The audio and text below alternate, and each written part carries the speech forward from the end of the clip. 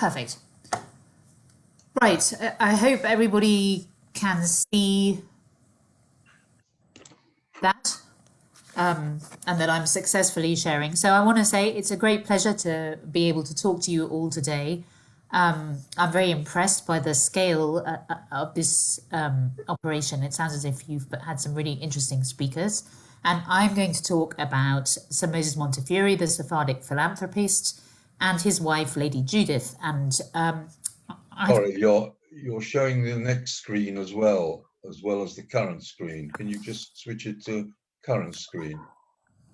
I don't know. It always goes into this mode when I'm in Zoom, and I just haven't known how to deal with it.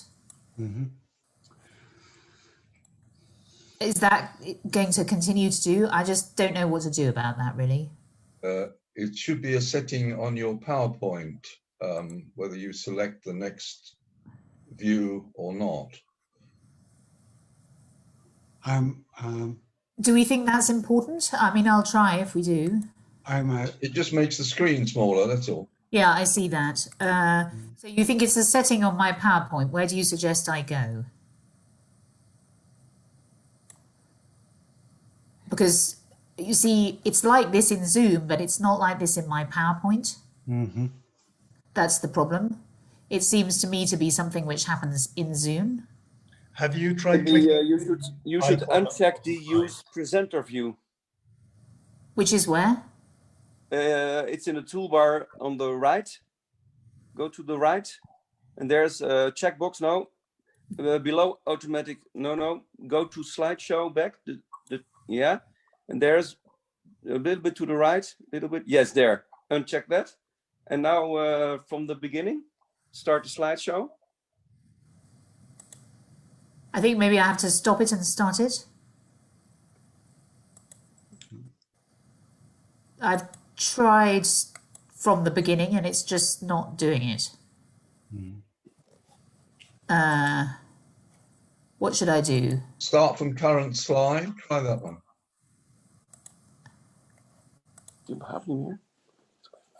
My instinct would be to stop it and start again. Well, just try from current. If you go to that little button at the bottom on the right next to the slider and you click on that, it'll give you an enlarged slide. Just right, yes. Next to the, we also where it says slide there. Everybody who is muted seems to be unmuting themselves. I'm not quite sure how or why.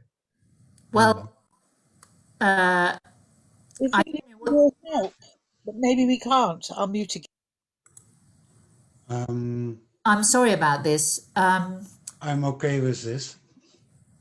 I don't know what to do about it, really. Can you start again as you wanted to, and hopefully we're okay. You think if I close it and reopen it? Try that. Okay. Mm-hmm. So somebody else says this is quite normal on Zoom. It's nothing to do with Zoom, really. That may well be so.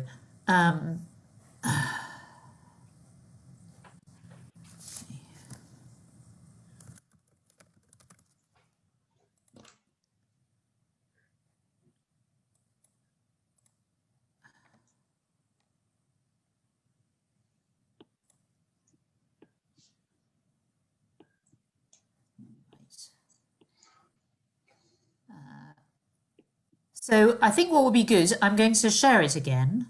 Yes. And before I start the slideshow, let's check that I'm not in presenter view. Can you remind me how to do that?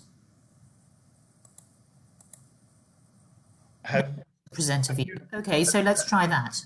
Have you tried the Yes. Success? Brilliant. Right. Well. Well, we've had our obligatory technical glitch. So yes, I'm going to be talking about Sir Moses and Lady Judith Montefiore between tradition and modernity. So I was given this title rather a long time ago when I spoke to the Montefiore Festival in Jerusalem, but I think it's quite appropriate, perhaps, for this audience, because I'm mindful of Rabbi Levy, the former spiritual leader of London Spanish and Portuguese congregation in his memoirs, he obviously sees the Sephardic way as a particular, as very much in that zone between tradition and modernity. So let's see how far that vision can be applied to Sir Moses and Lady Judith. And what I'm going to do in this talk is to think about them as individuals, who they were, what they cared about, and how their lives reflected the cultures into which they were born, the society that shaped them, and the changing times in which they lived. So here is a starting point. This portrait of the Montefiores as a young couple. It's actually the only portrait of its kind I'm familiar with, and I think a good place to start, because this is actually the portrait of not of the iconic figure which Sir Moses became in later life, nor the gentle and saint-like model of Jewish womanhood eulogized in Judith's obituaries, but rather this kind of young, very European-looking couple embarking a little awkwardly on married life in late Georgian London. Well, late Georgian, probably mid. I'm now going to talk about them individually, and then I'm going to think about how their lives might speak about the tension between tradition and modernity, or the interplay maybe between Jewishness and Englishness in an age of acculturation and nationalism. So let's start with Sir Moses. What do we know about him? Here are some kind of key dates from his life. So he was born in Livorno in 1784. Obviously, Livorno, a kind of central node in the Western Sephardic world. 5 years before the French Revolution, very much a product of the cosmopolitan Western Sephardic diaspora, but with deep roots in the Anglo-Jewish business elites. So I'm sure I don't need to include the paragraph I have on the origins of the Western Sephardic diaspora for this audience. But I think the Montefiores was certainly a very typical product of this history and this world.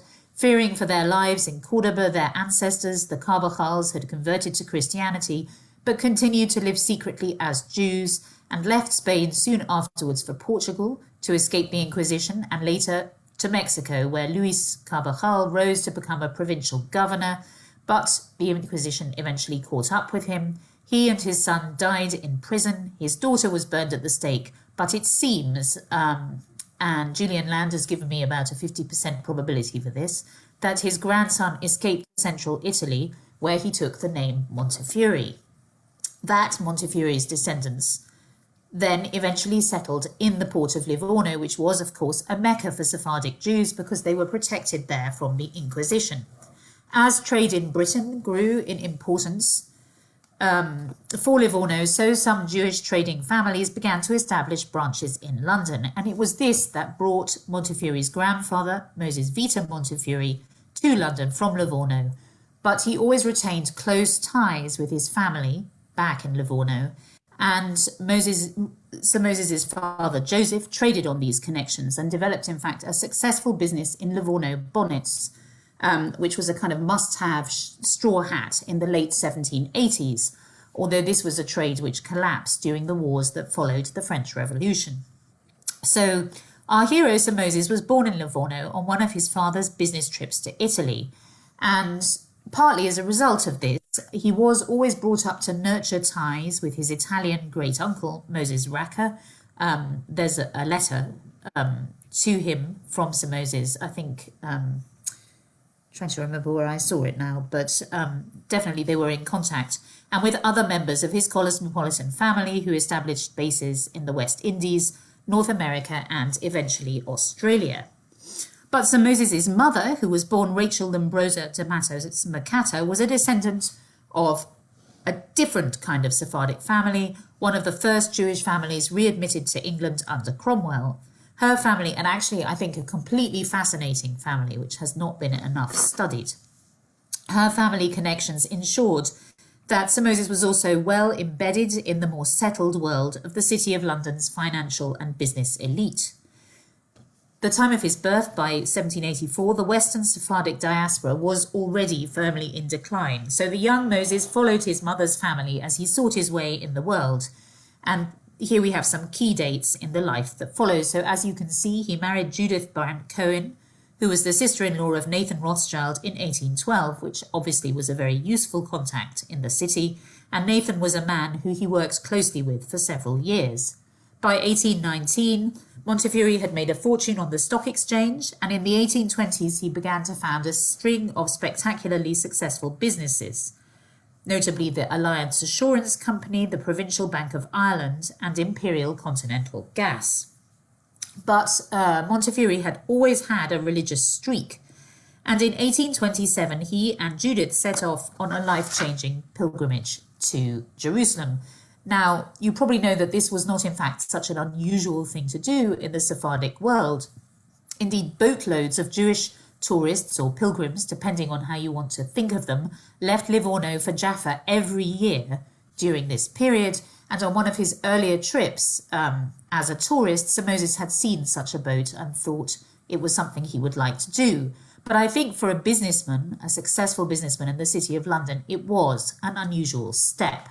And here, this map gives you a sense of what it entailed, what a pilgrimage like this actually meant in 1827. So this is before the age of the railway or the steamboat. It's worth noting that there was actually a war going on in the Eastern Mediterranean at this time, the Greek War of Independence, and there were real problems with piracy. And in short, it was a highly dangerous and difficult journey.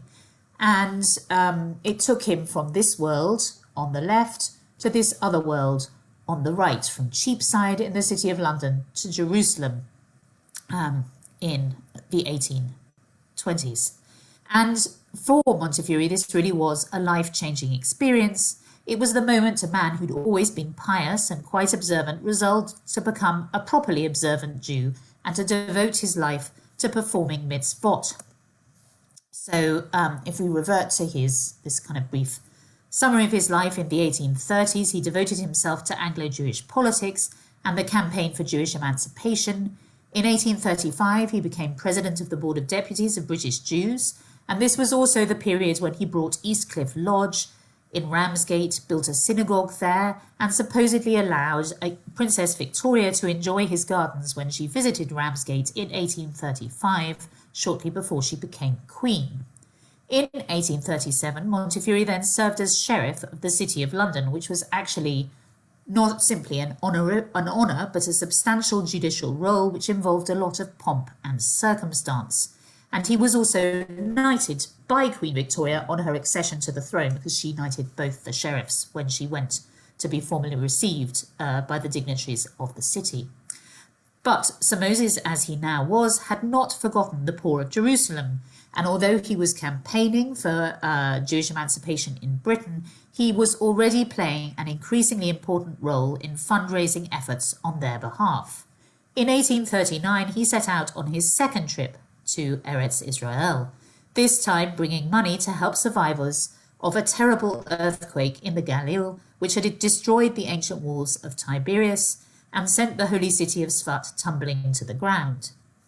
During this visit, Sir Moses made contact with all the leading figures in the growing Jewish communities in Palestine and took it upon himself to raise money for them in the diaspora. And he also entered into detailed conversations about the possibility of renting agricultural land on a large scale, the profits from which might help to render these communities sustainable and even encourage persecuted Jews living in Eastern Europe to make their home there. And in fact, his plans were so advanced that he returned via Alexandria in the hope of persuading Mehmet Ali, who was then Pasha of Syria, as well as Egypt, to endorse his venture. And it's for this reason, particularly, I think, that Sir Moses has been seen as a pioneering Zionist avant la lettre. And it's at this moment, 1839 to 40, that Sir Moses begins to emerge properly as an international Jewish leader. This process was cemented by the Damascus affair of 1840, when he famously travelled to Alexandria with his French Jewish counterpart, the Sephardic lawyer Adolphe Crémieux, and obtained the release of prominent members of the Damascus Jewish community who had been accused of ritual murder. Obviously, the calumny that they used the blood of murdered Christians to bake matzah. This was a medieval calumny, but it mattered to Montefiore and Crémieux both because the accusation had actually been made by French Catholics in Damascus, including the French consul, and because if it was widely believed in Europe, it had the potential to stop the process of Jewish emancipation in its tracks. And so, with one eye to Europe, Sir Moses travelled on from Alexandria to Constantinople, where he met with the young Ottoman Sultan and obtained an impressive-sounding document which condemned the blood libel as a lie and appeared to offer equal rights to Ottoman Jews, although what it really did was confirm the protections offered to Jews and Christians by Sharia law as peoples of the book. So taken together, these two initiatives, the project for agricultural colonization in Palestine and the mission to Damascus, would, I think, come to define Montefiore's career as a Jewish leader in late life. The key elements are all here already: his love for the land of Israel, or Eretz Israel, a place at the heart of diaspora fundraising for the Jews of Palestine and elsewhere, and a diplomatic role which entailed foreign missions and high-profile meetings with rulers and their ministers. And essentially, for me, his career can be broken down into three different facets of Jewish leadership. So the first of these threads sees Sir Moses return 5 more times to Jerusalem in 1849, 1855, 1857, 1866 and 1875, by which time he was 90. Each of these visits was connected with efforts to revitalise the Jewish communities there and render them more productive, through agricultural colonisation, through proto-industrial activities such as weaving, through building the famous windmill and pioneering Jewish housing outside the walls of the old city, and through sponsoring a slightly more modern approach to Jewish education. So that's his commitment to Eretz Israel. The second of these threads saw Sir Moses emerge as the linchpin of international fundraising on behalf of beleaguered Jewish communities and those in need of emergency aid. So we're used to, in our own world, to having kind of relief appeals for famine victims, tsunami victims, the victims of war, and so on. This was something which really began to take off in the 19th century, and an early example of this was his appeal in 1841 on behalf of Jewish survivors of the Great Fire of Izmir, or Smyrna. In 1844, he raised money for Jewish refugees from the sack of Mogador in Morocco. In 1855, Jewish famine victims in Palestine. Here we can see an image from the Illustrated London News of Jewish refugees in Gibraltar, refugees from the Spanish-Moroccan War of 1860. And he also raised money for Jewish famine victims in Persia in 1872, which was really devastated by a terrible famine which wiped out something like a quarter of the population. And unusually, he also took the lead in fundraising on behalf of Syrian Christians after the massacres of the early 1860s, a not unrelated initiative. So on the one hand, Sir Moses is continuing to act as a conduit for the traditional flow of money from the diaspora to Jewish communities in Palestine, which is something known as Chalukah, and had been going on really for several centuries. But at the same time, he's responding to other kinds of disaster and pioneering new approaches to raising money. He's deploying the language of humanitarian sympathy to raise money from Gentiles, especially in Britain, North America and Australia, and making brilliant use of the opportunities created by the mass press. So that's fundraising. Now, the third facet of his role as a Jewish leader is diplomacy. And this thread saw Sir Moses embark on a series of high-profile diplomatic missions on behalf of Jews in other parts of the world, in a way revitalizing in an international key the established tradition of Stadlanut, or intercession, by wealthy, well-connected Jewish notables on behalf of their less privileged and more vulnerable brethren. And here we can see some examples of these meetings. So on the left, we have a story of his life taken from the Illustrated London News to mark his centenary. We can see him in the middle on the left meeting the Tsar of Russia, and in the middle on the right meeting Mehmet Ali of Persia. And in the other image, we have a picture of his meeting with the Sultan of Morocco in 1864, which is a watercolour by his friend Thomas Hodgkin, who accompanied him. So I guess the most high profile of these missions were, in fact, in 1846, he travelled to Russia and met Tsar Nicholas I, toured the Pale of Settlement and the Kingdom of Poland in response to an active programme of Russification. In 1855, he stopped in Istanbul on the way to Jerusalem, where he met again with the Sultan to obtain authorization for his charitable initiatives in Palestine.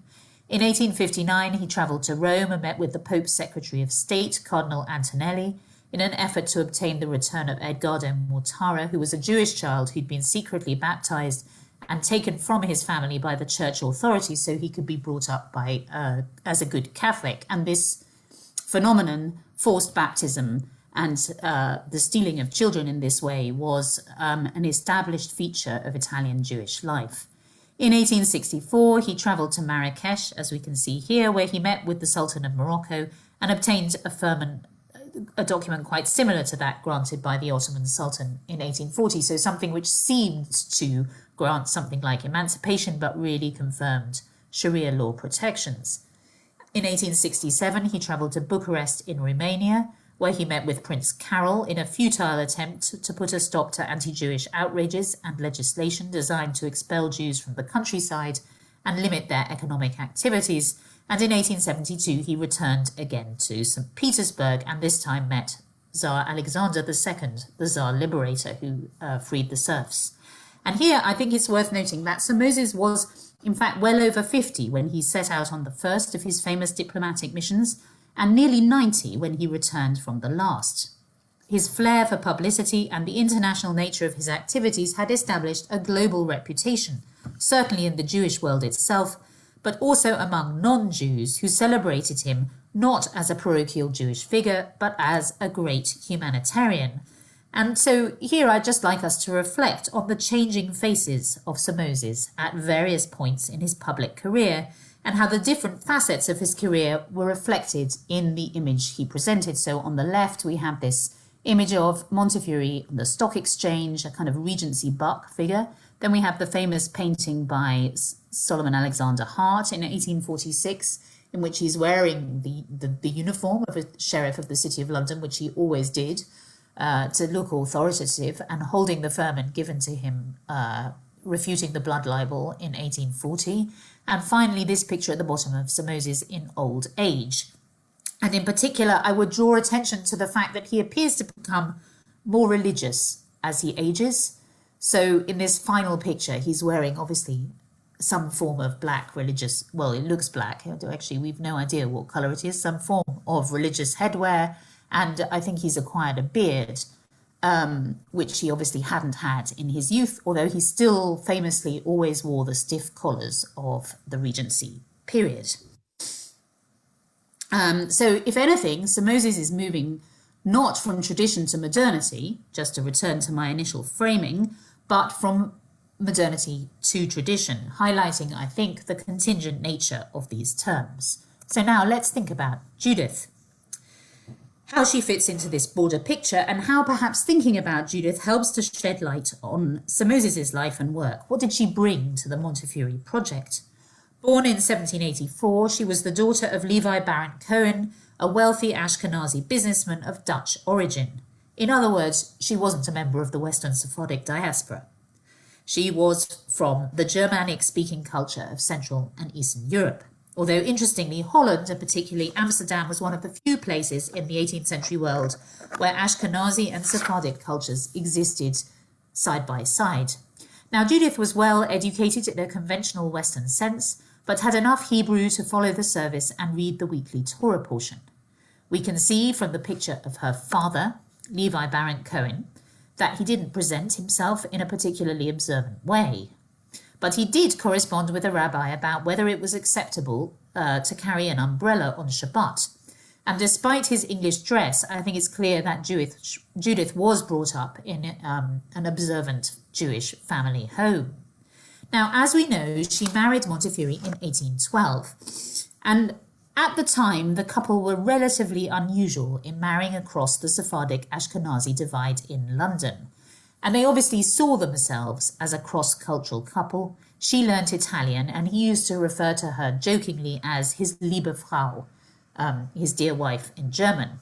And I think the desire to cross this divide and unify these two different facets of the Jewish world was a central feature of his philanthropic agenda in later life.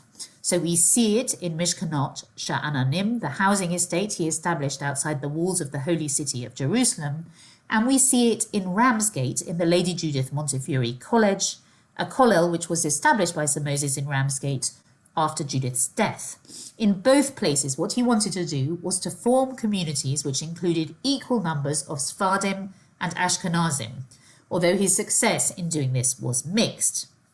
And in my book, I talk about his pioneering role as an international Jewish activist in the globalization of Jewish consciousness. And I think this ability to bridge the Ashkenazi Sephardic divide and his willingness to do so is a key dimension of that. But Judith also provided Montefiore with more concrete assets that were the foundation of his career. Money in the shape of a generous dowry and connections, this family link to the Rothschilds through her sister Hannah, wife of Nathan Rothschild, whose meteoric rise to the apex of the financial system precisely coincided with Montefiore's own somewhat less spectacular rise to fortune and influence. And it's worth noting that Henrietta Rothschild, Nathan's sister, married Montefiore's brother Abraham, so that was a further connection between the two families. Now, wealth was not an absolute prerequisite for the kind of international leadership in the Jewish world Sir Moses provided. Adolphe Crémieux, who accompanied him to Alexandria in 1840, and to a lesser extent the journalist and reform rabbi Ludwig Philippson, were pivotal figures in modern Jewish politics, and they came from a very different background. So Crémieux did become quite wealthy because he was a successful lawyer, but he certainly wasn't a millionaire, and neither was Philippson, although his son, interestingly, Franz Philippson, did become a very significant financial figure in Belgium. But there's evidence to suggest that Montefiore's ability to access the sultans of Turkey and Morocco did reflect an awareness of his relationship with the Rothschilds and the assumption that he was in a way acting as their agent. So I think in this sense, the Rothschild relationship, which Judith always was very careful to foster in a proper wifely way, was critical to Sir Moses's future influence. In the more global world of the 19th century, it represented a kind of internationalization of the nexus between finance and influence, which underpinned the traditional practice of Stadtlandnut or intercession. Now, Judith and Montefiore were childless. Probably Judith was infertile because it is said that Sir Moses had illegitimate children. There can be no doubt that this was a personal tragedy, and here we can see a fertility amulet which was made for Judith on her first visit to Jerusalem in 1827 when she went to visit Kever Rachel, the tomb of Rachel, with a group of women. Kever Rachel is now a site of fertility pilgrimage, and Judith seems to have been one of the earliest women to do this. I think more importantly from our perspective, the childlessness of the Montefiores was a fundamental force in their lives. It drove their philanthropy and public activity, creating a void at the heart of their married life, which they sought to fill in other ways. Had Montefiore had children, he might have seen greater purpose in his business activity, turning his efforts to founding a dynasty after his fortune was made. Had Judith had children, her attentions would also have been diverted elsewhere, and she would have had neither the time nor the inclination to accompany her husband on his various expeditions, or to forge a role for herself as a player in the world of international Jewish activism in her own right. So I think for Judith too, we can talk about three different facets of Jewish leadership, or feminizing the Montefiore brand. And here we come to the heart of her contribution to his life and work. First, as his travel companion, she accompanied Sir Moses on the mission to Damascus in 1840, to Russia in 1846, to Rome in 1859, by which time she was very ill, and on 5 of his 7 trips to Palestine. So when we consider that in 1827, Judith was one of only 6 Western European women to visit Palestine in over a century, we can see quite how unusual this form of travelling was. Now, these were also very gendered worlds. And here we can see Judith landing at Alexandria in 1840 and sitting next to her husband as they distributed arms in Sfat in 1839. You know, these are pretty male spaces that she's occupying. But I think Judith's presence also added an important dimension to Montefiore's interaction with the people and societies he encountered en route. So in these contexts, she was often the only woman present, but we also find her observing the High Holy Days from the Ladies' Gallery of the private Fur Synagogue in Alexandria, visiting Kever Rachel, as I've said, accompanied by a group of Jewish women in 1827, while her husband toured the Kolelim of the Holy City, socializing with the ladies of the Egyptian royal household when she visited the harem in Alexandria, and inspiring a group of Warsaw widows to found a female philanthropic association during her visit there in 1846. And here we can see the testimonial which they addressed to her during this time. So this is a testimonial written by some of the leading female figures in the Warsaw Jewish community.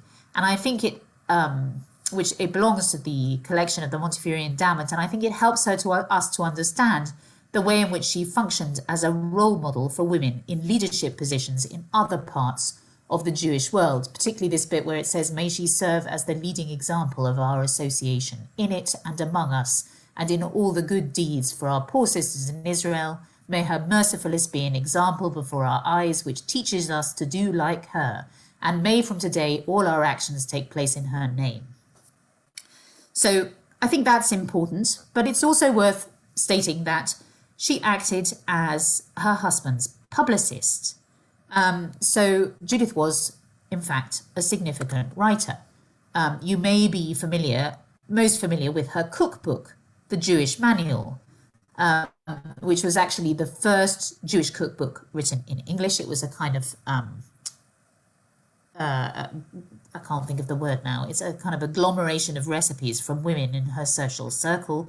And I think it's right to understand it as representing a kind of feminine take on the difficulties of combining English-style gentility with religious observance, which her husband resolved so successfully. So he was concerned to eat kosher at city dinners.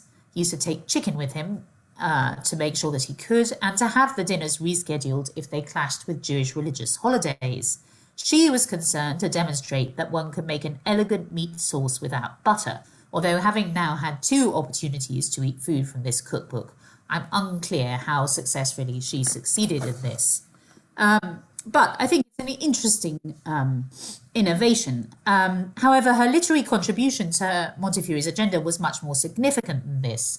Female travel writers were rare in the world of Western European letters, but Judith privately published accounts of both her first and second trips to Palestine.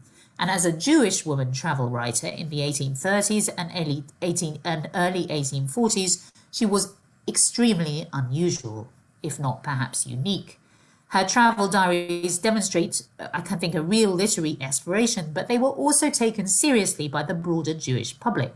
In fact, her 1839 diary was really intended as an intervention in public debates about how best to support the Jewish communities in Palestine. So it was published in 1844, together with some translated letters to Sir Moses from local Jewish leaders who apparently were sympathetic to his proposals for agricultural colonization, and it was then excerpted in French in the Univers Israélite, which was the more conservative of the 2 French Jewish newspapers.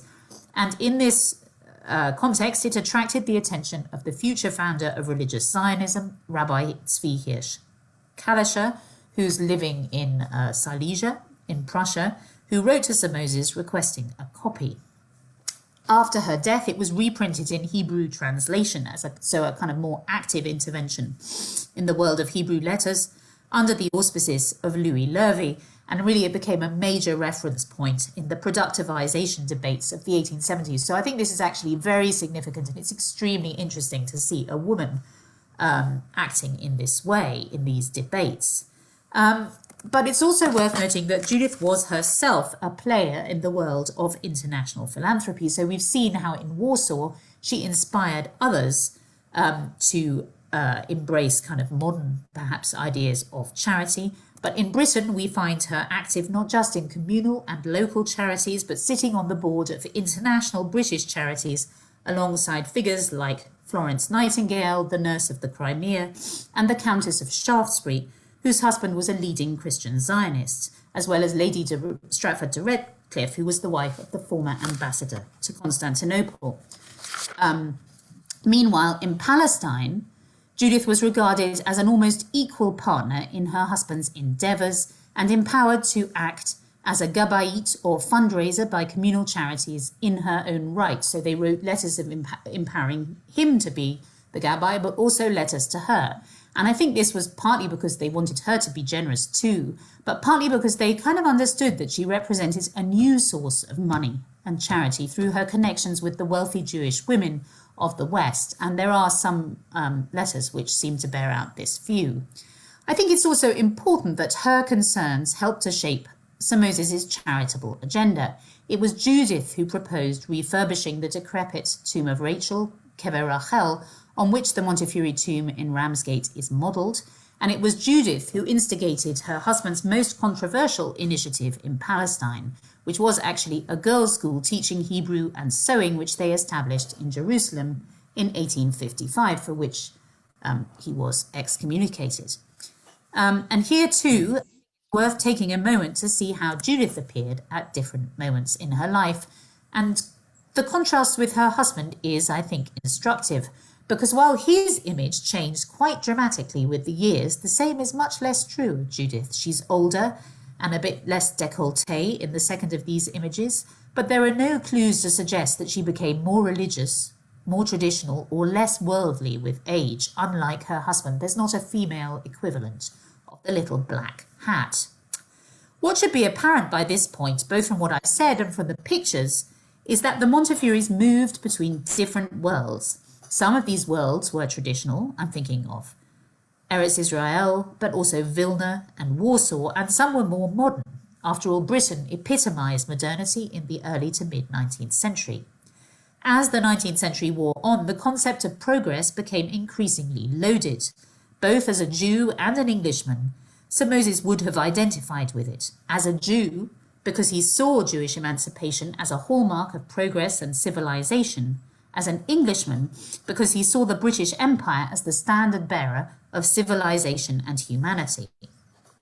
He was, moreover, an enthusiast for modern technology, a pioneer of gaslighting in the metropolises of Europe, and eager in old age to see if it was possible to attend synagogue services in Ramsgate virtually by a kind of telephone. I think he would have been tickled pink at the prospect of a Zoom meeting. Nor could such a well-travelled man fail to appreciate the ways in which modern technology, rails, steam and telegraph bound the world together in new ways.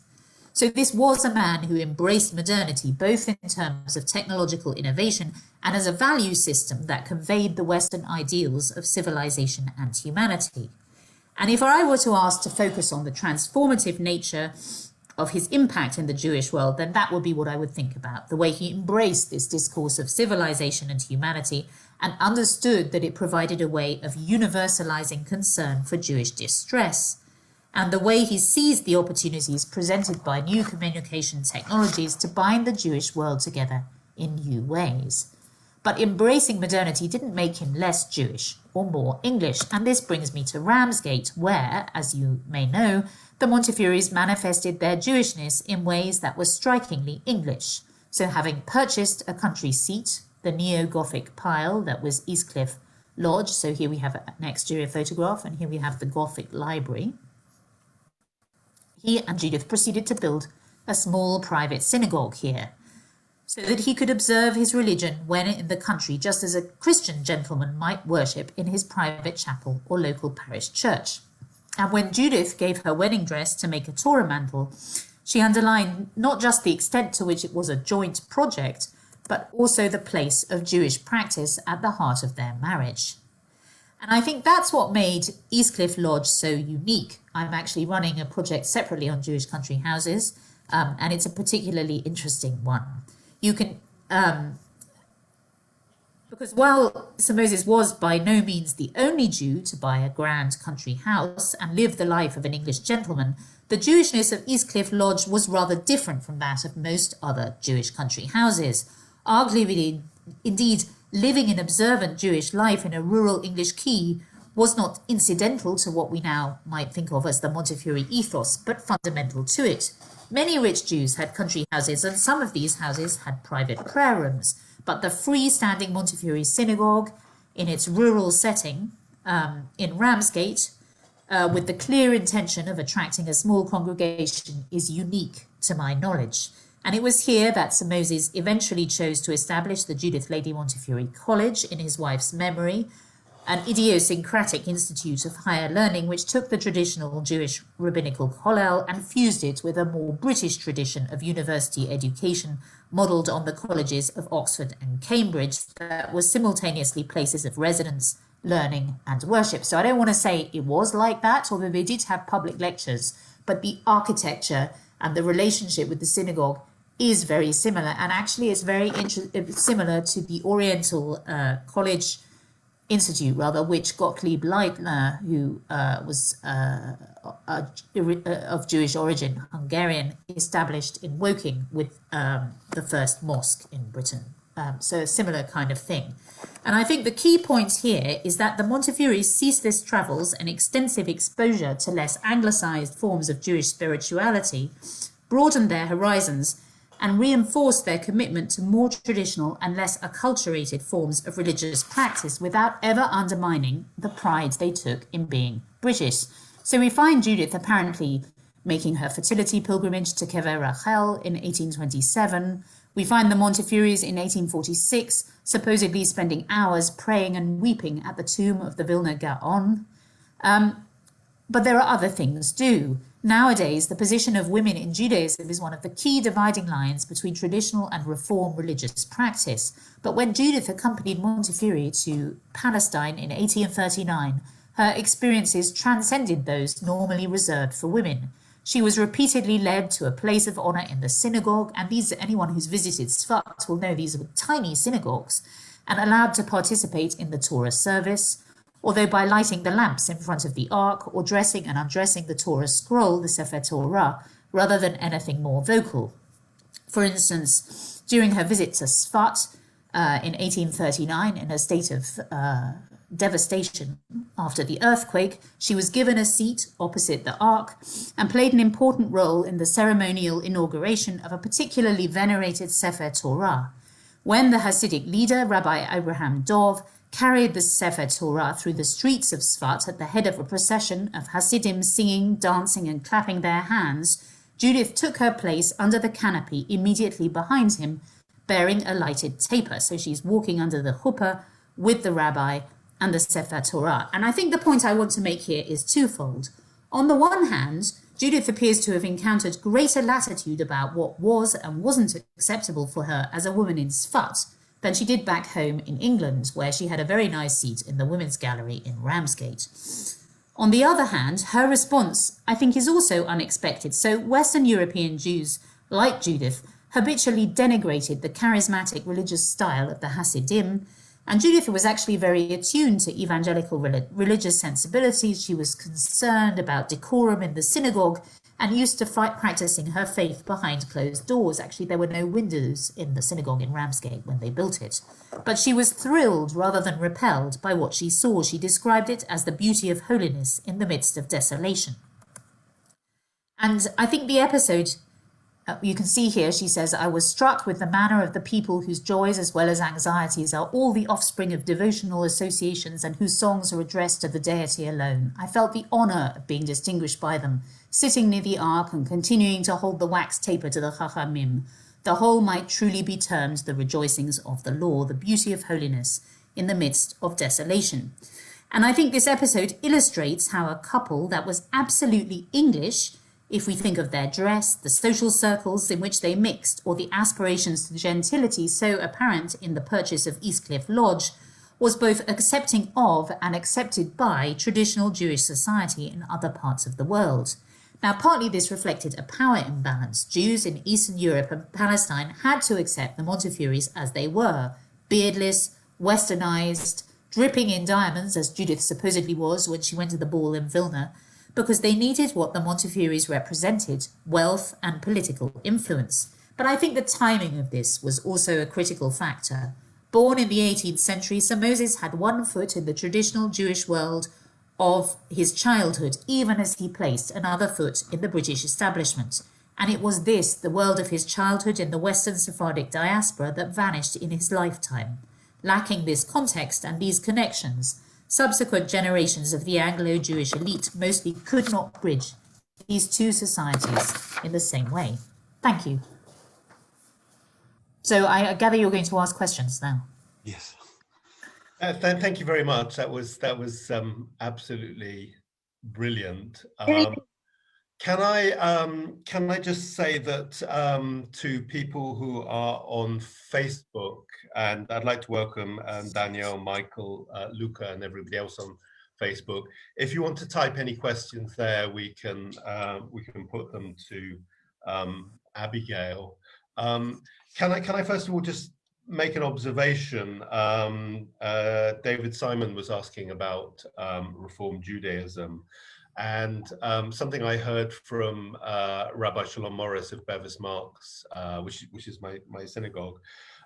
He was saying that whilst Sir Moses was very open to the Ashkenazim, he did have serious issues with the Reform. He wouldn't even visit his brother on his deathbed because his brother had joined the Reform. So it's a little bit sad. Abigail, can I ask you to please close your yes. And Tom, shall I pass over to you? Yeah. I believe Abigail was going to answer your observation. Yes, I was actually. So I was going to say, indeed, he was very opposed to the founding of West London Synagogue and the Reform Judaism in Britain, but he had been a modernizer within Bevis Marks before that point. So he promoted the transition from Portuguese to English, and he supported Reverend de Sola, who was involved in producing various kinds of modern prayer book, I think. So it wasn't that he was a completely anti-reform person. And in later life, so obviously he never made it up with his brother, but in later life, he supported the idea that Jewish MPs might be ex officio members of the Board of Deputies, and this was really something which was about letting the Goldsmiths, who were Reformed Jews, sit on the Board of Deputies without actually saying that. So clearly he did slightly change his attitude as he aged in some ways. Yeah, thank you. Someone asked about the relationship of the Montefiores with the Americas. Did he have contacts there, or did he go there? He never went there. Mm-hmm. He did have contacts there. I mean, he corresponded with people everywhere, including also there. And he was many.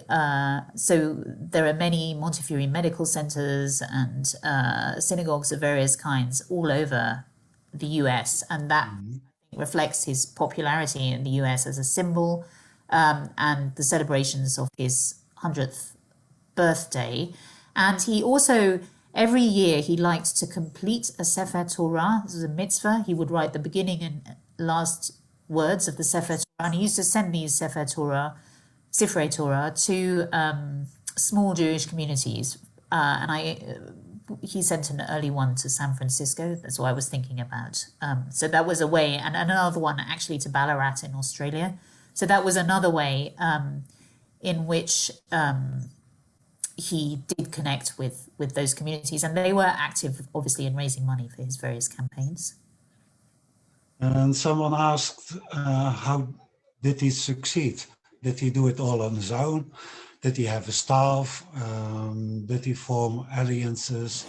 Did he seek diplomatic support from the British government? Well, that's a big question. And the answer is, obviously, he did a lot of those things. Clearly, He had support of his wife. He had a secretary, Louis Levy, who had a university degree, but had also trained with the Khatam Sofer, who was a leading figure in the Orthodox world in Central Europe. And I think that helped him to connect with Eastern Europe. Obviously, he basically ran the Board of Deputies for many years, so that gave him a certain position. And they did have the support of the British government, but it's important to understand, I mean, this kind of thing was happening in other European countries. Crémieux founded the Alliance Israélite Universelle, and they were engaged in a lot of analogous, slightly rivalrous initiatives. So it was also part of a broader phenomenon. Mm-hmm. A personal question. Would you say that Moses Montefiore was more in the Sephardic tradition when he provided help to Eretz Israel, or was he something of a proto-Zionist? I think he was originally operating in the Sephardic tradition, but then he obviously changed the terms of operation because he began to appeal beyond the Jewish world. And he obviously did have these ideas around agricultural settlements and establishing charitable initiatives, which I would see as being more in keeping with British cultural imperialism and charitable initiatives and maybe missionary activity at that time. Mm-hmm. Okay. I mean, actually, now I come to think of it, Mishkanot Shaladim, which he established, was funded with American money. So there was Judah Tarot, who was a Sephardic Jew in New Orleans, who left a large sum of money and entrusted it to Montefiore, who he'd never met, in order to establish to create a charitable institution in Jerusalem. So in that sense, clearly Tarot had heard of him, perhaps because of things which had to do with the press and so on, but he was maybe also operating in a more traditional Sephardic way. Can I share a question from Facebook from Gila, who says that she understood that Judith wasn't keen to be married off and particularly wanted a Sephardic husband, which obviously shows very good taste. I mean, is that? I've no idea. It's quite possible. I mean, she clearly, there is an edition of her honeymoon diaries, and it does appear, you know, she does seem to have fallen for him, but whether she was really looking for a Sephardic husband, I really have no idea. Clearly, her sister did not marry. None of her sisters married Sephardic husbands. Okay, and Gila also asked whether you think that Judith's influence was what made Sir Moses more religious. No, not really. No, I don't. I mean, this was the spin which was given to their relationship, but I've actually seen no evidence to support it, really. He seems to have been already quite religious. I mean, it was one of the things that attracted them to each other, but I think he tended to say this kind of thing. It was a way of paying her a compliment, but I don't think it was necessarily the case at all. Because it's quite unusual, because he lived in Park Lane and walked to Bevis Marks on Shabbat, which, for people who don't know London, that's a good hour's walk each direction. So yeah, I mean, he was moved to the fashionable area, but still walked to Bevis. Tom.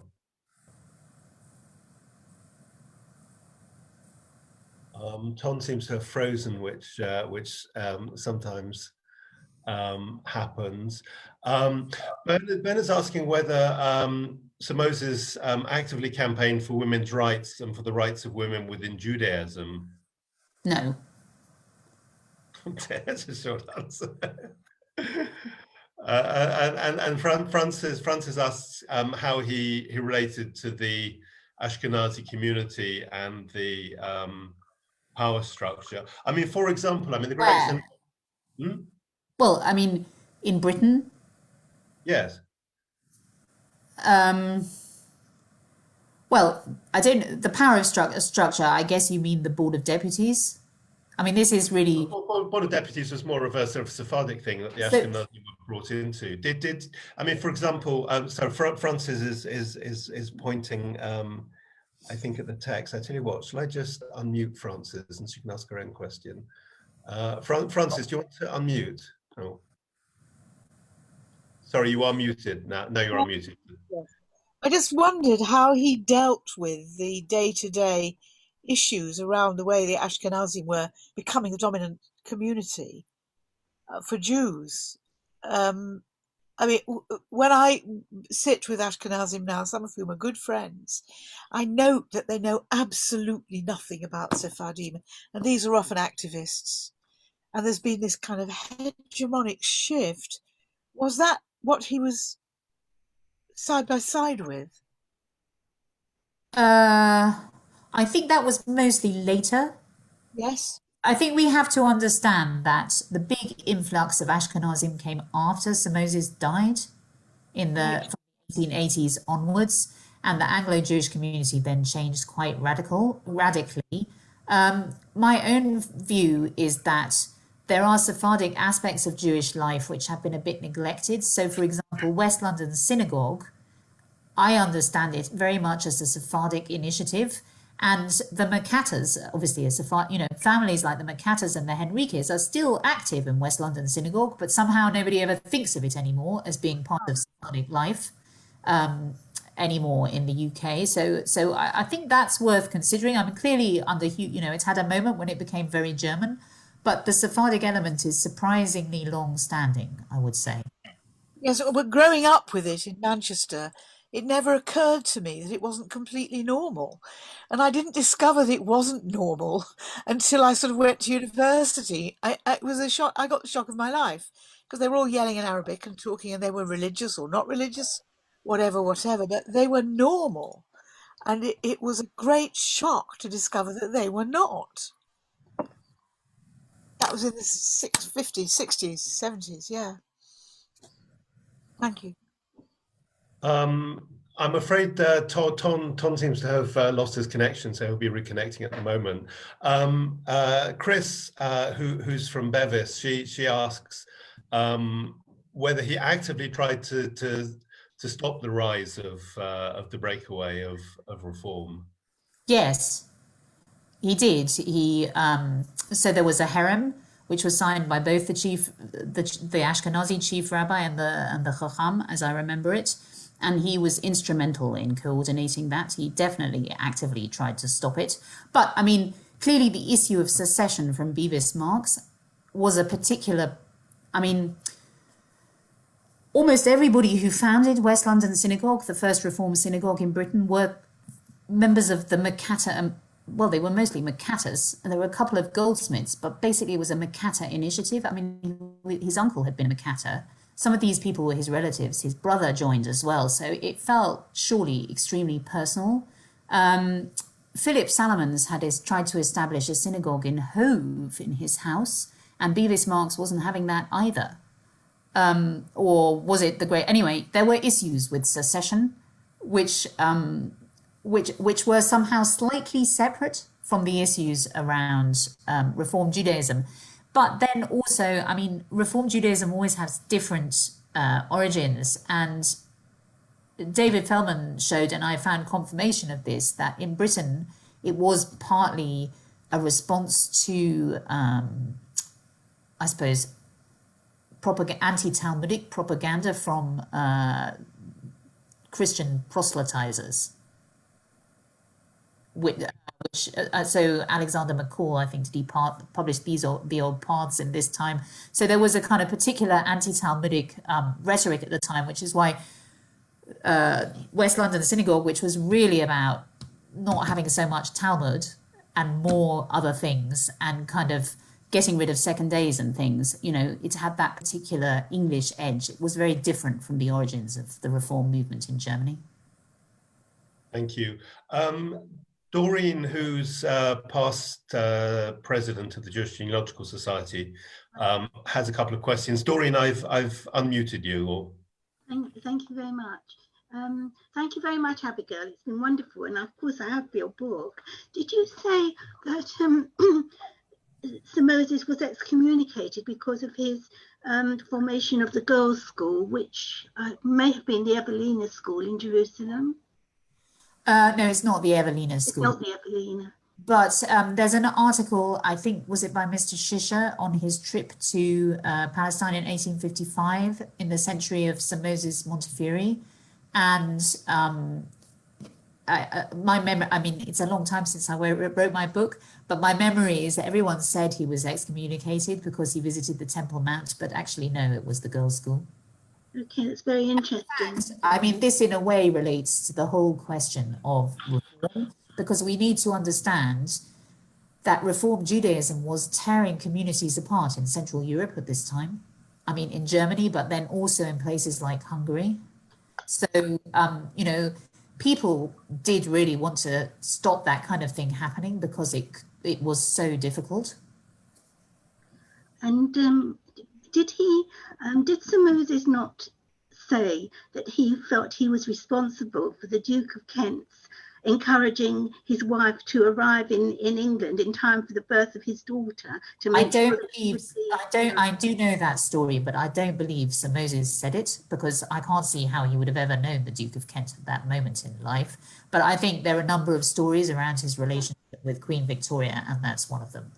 Yes, they did say he was his financial advisor, but I don't know. No, but I just don't think that was the case. Okay. Thank you very much. Thank you. Really interesting question. Did he have a personal relationship with Disraeli? Well, obviously they knew each other. I think they were distantly related. Disraeli was quite friendly with the Rothschilds in the 1840s, Lionel, the late 1840s. I mean, Charlotte was not very, who was Lionel's wife, was not very keen on Sir Moses, found him pompous and difficult, although she liked Judith. And everybody was really shocked at his treatment of his brother. That doesn't really, so I don't know how far he was part of, you know, how close he was to Disraeli in that context. I think it's hard to say. He famously greeted Disraeli when he returned from Berlin in 1878. So there was a kind of symbolism to that, but I don't believe they knew each other. They were never particularly close. David asked a really interesting question. To what extent did Sir Moses encounter anti-Semitism, and how did he respond to it?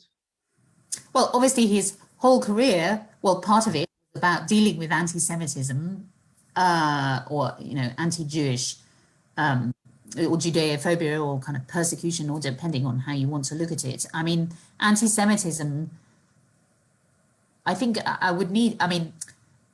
anti-Semitism emerges as a kind of, quotes, modern phenomenon with the name anti-Semitism in the 1870s in Berlin. So he's aware of this. There is part of this discourse which is about targeting international Jewish activism. And in this sense, Sir Moses was a focus for anti-Semitic conspiracy theories like Crimea, and I think both. And he was, you know, so he was accused of controlling the press and all these kind of classic tropes. In I think the Dresden International Congress of Anti-Semites, which was one of their early international get-togethers, he was obviously very shocked by all that.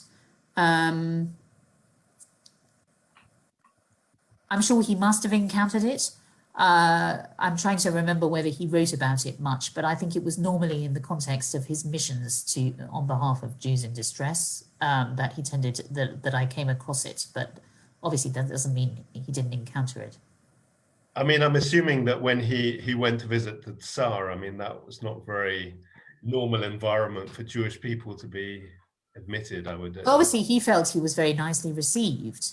So he knew things were different for other people, but that wasn't necessarily his experience. Yes. Okay. Ton, are you with us? Yes, I am. Sorry about that.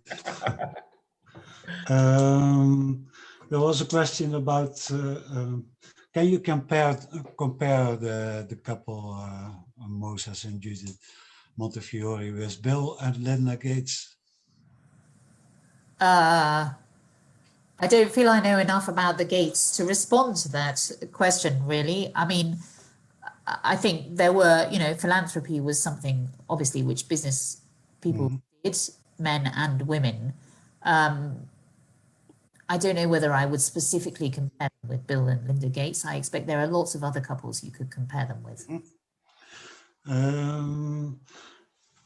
You said that this portrait of Sir Moses in his uniform was painted by Solomon Alexander Hart. Was he a Jewish painter? Yes. The first Jewish member of the Royal Academy. Was he Sephardic or? Ashkenazic. He came from Holland. His family came from Holland. But I think he was British. His family came from Holland. I think maybe I'm confusing with Solomon J. Solomon. Anyway, he was Ashkenazi. Okay. And that's about it. Personally, I found what you said about this fertility pilgrimage fascinating. And have you written about that? Obviously in your book, but also in articles or? Well, I have written an article about Judith. I'm trying to remember. I can't even remember. It's called. I really can't now. I can't remember much about it. Basically, it's an article about Judith Montefiore. I just can't remember what it's called at all, or where it appeared. But I could provide details afterwards. I'm sorry, it was a while since I wrote it. Okay. I think that's about it. Shall I wrap it up? That would be brilliant. Thank you. Thank you. Abigail, thank you very much for. Well, I've been I think you're the liveliest Zoom group I've ever spoken to. Thank you for the compliments. I'm going to. And so many good questions, indeed. Thank you. Thanks very much, Abigail. That was wonderful. Thank you. Well, thank you. I want to say do you want me to of your book, very useful. Wonderful. Yes, I seem to have lost my PowerPoint, so I'll do without. David and I are from Sephardic World. I wish to thank everybody for being with us and for supporting us through our patronage system. If you didn't do already, you're welcome to donate a small amount of money per month to us and become a Patreon.